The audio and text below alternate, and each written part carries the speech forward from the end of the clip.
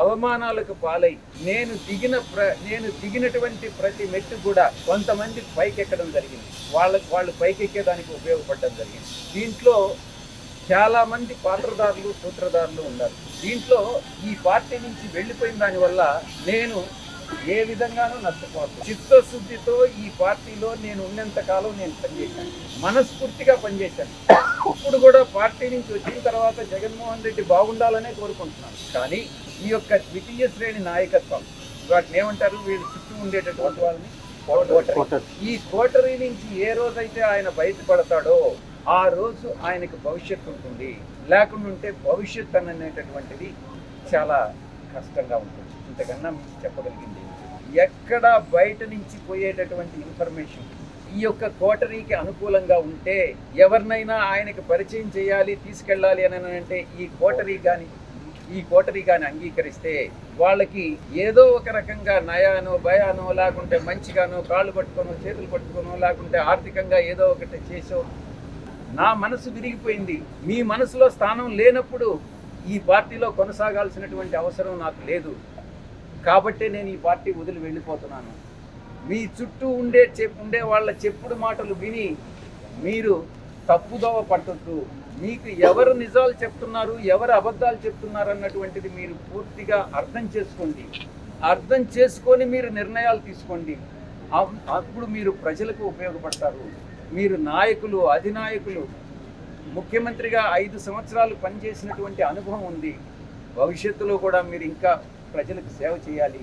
కాబట్టి ఈ చుట్టూ ఉండేటటువంటి వాళ్ళ మాటలు వినవద్దు అని నేను ఫోన్లో మాట్లాడినప్పుడు లండన్కి నేను చాలా స్పష్టంగా చెప్పాను. విరిగిన మనసు అతకదు కాబట్టి నేను పార్టీ నుంచి వెళ్ళిపోయాను. తిరిగి ఆ పార్టీలో వైఎస్ఆర్ కాంగ్రెస్ పార్టీలో చేరేటటువంటి ఉద్దేశం నాకు లేదు. గర్వాపసి అన్నటువంటిది అప్లై కాదు, నా మనసులో లేదు. నిన్న విజయవాడలో మాట్లాడినటువంటి మాటలకి చాలా వ్యత్యాసం కనబడింది అనేటువంటిది నా అభిప్రాయం. సో ఏదేమైనప్పటికీ ఈ కోటరీ గురించి కానీ లేకపోతే ఇంకోటి గురించి మాట్లాడినప్పుడు మనం కూడా ఆ స్థాయిలో మనం పనిచేసాం కదా, ఆ స్థాయిలో ముఖ్యమైనటువంటి పాత్ర పోషించాం కదా.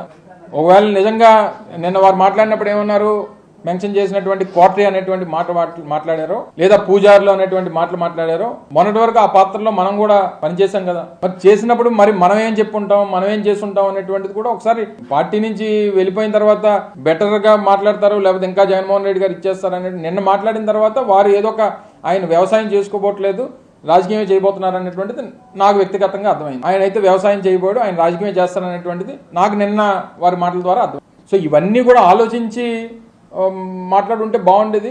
సరే, ఇంకా పార్టీ నుంచి రాజీనామా చేసి వెళ్ళిపోయిన తర్వాత అంతకంటే ఇదిగా మాట్లాడతారని అనుకోవడం మన అమాయకత్వం అంతే. ఎప్పుడన్నా ఇంకుల మీద ప్రేమ పుడితే మన మనసులు ఇరిగిపోతుంటాయి. నీకు ఒకరి మీద మనసు ఇరిగిపోయిందని అంటే ఇంకుల మీద ప్రేమ పుడితేనే ఇక్కడ మనసు ఇరిగిపోద్ది. అది ఎవరి మీద ప్రేమ పుట్టిందో, ఎవరి మనసు దేనికి ఇరిగిపోయిందో అనేటువంటి త్వరలో తెలుస్తాయి మనకు. అవన్నీ చూస్తాం కదా రాజకీయాల్లో. నిన్న కూడా వారు మాట్లాడుతూ చెప్పారు, ఏం చెప్పారు, ఈ రోజు వరకు ఏ నిర్ణయం తీసుకోవాలి అంటే, ఈ రోజు అంటే నిన్నటి వరకే కదా, నా నిర్ణయం కాదు కదా. సో ఏదేమైనప్పటికీ మనసు విరిగిపోవడానికి లేకపోతే ఇంకోటి అయిపోవడానికి వైఎస్ఆర్ కాంగ్రెస్ పార్టీలో ఉన్నంతకాలం అత్యంత కీలకమైనటువంటి స్థానాల్లో వారు పనిచేశారు. సరే, వారు మాట్లాడినప్పుడు ఢిల్లీలో మాట్లాడినప్పుడు నేను ఇంక రాజకీయం మాట్లాడదలుచుకోలేదు, వ్యవసాయం మాత్రమే చేస్తానని చెప్పారు. సరే, అలాగే అనుకున్నాం. మరి నిన్నటి పరిస్థితులు అయితే దానికి భిన్నంగా కనిపించాయి నాకైతే. సో నిన్న భిన్నంగా కనిపించిన తర్వాత ఈ కొత్త మాటలన్నీ మనసు ఇరిగిపోయింది, లేకపోతే ఇంకోటి అయింది అన్న తర్వాత ఇంకో మీద ప్రేమ పుడితేనే మనసు ఇరిగిపోవాలి. మరి నా వ్యక్తిగతమైనటువంటి అభిప్రాయం. అది మరి నాకేం తెలుసు, నేనేం చెప్తాను, నువ్వు ఎవరిని ప్రేమిస్తున్నావు నాకేం తెలుసు చెప్పు. నేను జగన్మోహన్ రెడ్డి గారిని ప్రేమిస్తున్నాను, మరి నేను ఆయన ప్రేమిస్తున్నాను, నేను అది చెప్పగలను. కానీ నువ్వు ఎవరిని ప్రేమిస్తున్నావు నేనే చెప్పి, మరి నేను ఎప్పుడు వినలేదు.